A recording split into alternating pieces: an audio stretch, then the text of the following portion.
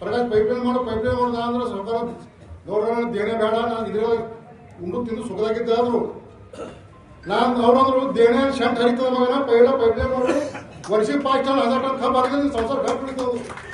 ಇಂಥವ್ರು ಹೇಳೋ ಭಾಗ ಯಾವಿಲ್ಲ. ಎಲ್ಲಾರು ಹೇಳ್ತಾರೆ ಮತ್ತದ ಕಾಲ ಯಾರು ಹೇಳೋದು ಕಿವಿಯಾಗ ವೈರಸ್ ಬಿಡೋದು ಅವ್ರು ಯಾರು ಕೇಳಬೇಡ್ರಿ.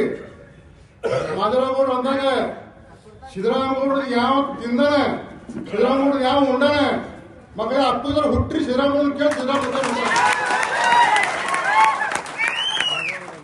ಇಷ್ಟೇ ಮಂದಿ 10 20 ಮಳೆ ಮಾಡಿದ್ರೆ ನಮ್ಮ ಭಾಗ 3-4 5 ಲೀಡ್ ಆಗ್ತದೆ.